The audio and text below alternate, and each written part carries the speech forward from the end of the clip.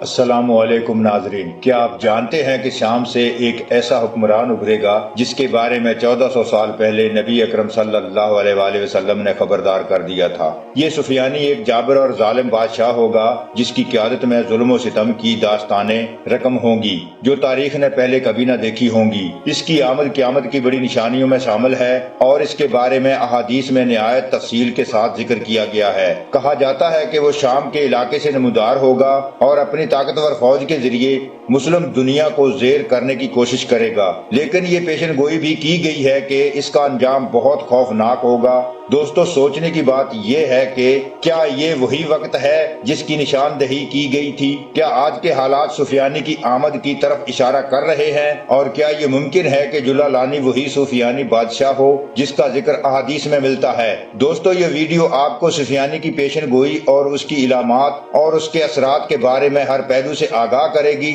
لہٰذا ہماری آپ سے گزارش ہے کہ اس ویڈیو کو شروع سے لے کر آخر تک خود بھی ضرور دیکھیے گا اور اپنے دیگر دوستوں کے ساتھ بھی شیئر ضرور کر دیجیے گا۔ پیارے دوستو، نبی کریم صلی اللہ علیہ وآلہ وسلم نے 1400 سال پہلے کی گئی ایسی پیشن گوئیاں فرمائی جو قیامت کے قریب پیش آنے والے واقعات کو بیان کرتی ہیں۔ ان میں سے ایک عام ذکر سفیانی نامی ایک جابر حکمران کا ہے جو شام کے علاقے سے ابھرے گا۔ اس کا ظہور ایسے وقت میں ہوگا جب دنیا بے سکونی، ظلم اور فساد سے بھری ہوگی۔ احادیث کے مطابق سفیانی ایک ظالم اور بے رحم شخص ہوگا جو طاقت کے نشے میں اندھا ہو کر مسلمانوں کے خلاف جنگ کرے گا۔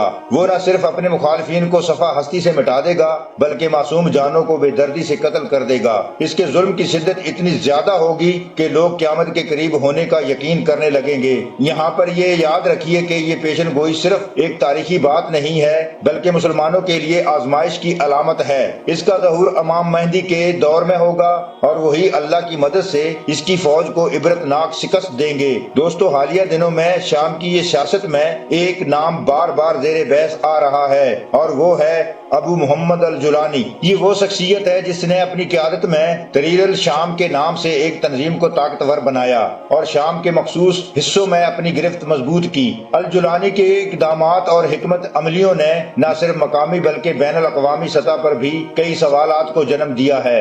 خاص طور پر مسلم دنیا میں یہ سوال شدت سے پوچھا جا رہا ہے کہ کیا الجولانی وہی سفیانی ہے جس کا ذکر 1400 سال پہلے پرانی پیشن گوئیوں میں آیا ہے؟ اسلامی روایات میں سفیانی کو ایک بے رحم اور ظالم حکمران کے طور پر پیش کیا گیا ہے جو اپنے وقت میں مسلمانوں پر سخت جبر و ستم کرے گا۔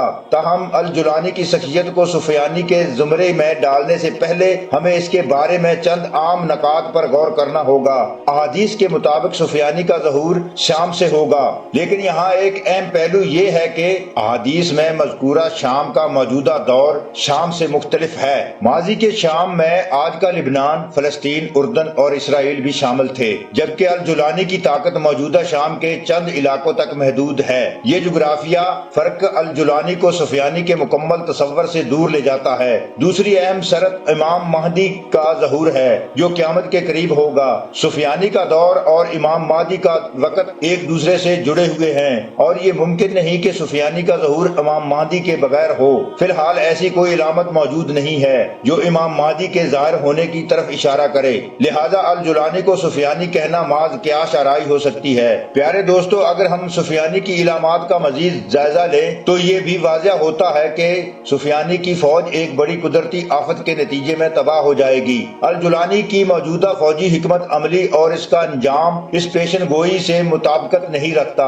اگرچہ الجولانی کے اقدامات متنازع اور سخت ہیں لیکن وہ اس حد تک نہیں گئے جو سفیانی کی روایات میں مذکور ہیں، اور یہ پہلا موقع نہیں ہے کہ جب کسی شخص کو سفیانی سے جوڑا جا رہا ہو۔ ماضی میں داعش کے سربراہ ابو بکر البغدادی کو بھی سفیانی قرار دیا گیا تھا، لیکن وقت نے ثابت کیا کہ وہ اس تصور پر پورا نہیں اترا تھا۔ اس طرح جولانی پر لگائے جانے والے الزامات بھی تاریخی مسائلوں کی روشنی میں زیادہ ٹھوس بنیادوں پر قائم نہیں ہے۔ یہ بات عام ہے کہ کسی بھی پیشن گوئی کو موجودہ حالات پر لاگو کرنے میں بہت زیادہ احتیاط کی ضرورت ہوتی ہے۔ الجولانی ایک طاقتور اور ظالم حکمران کے طور پر دیکھا جا رہا ہے، لیکن اسے سفیانی کہنا نہ قبل از وقت ہوگا۔ سفیانی کے ظہور کا وقت اور اس کی علامات مکمل طور پر واضح ہوں گی اور اس کے بارے میں کوئی شک و شبہ باقی نہیں ہوگا۔ پیارے دوستو، اسلامی روایات میں قیامت کے قریب ہونے والے واقعات کی تفصیلات نہایت واضح انداز میں بیان کی گئی ہیں اور ان میں سفیانی کا ظہور ایک اہم نشانی کے طور پر سامنے آتا ہے۔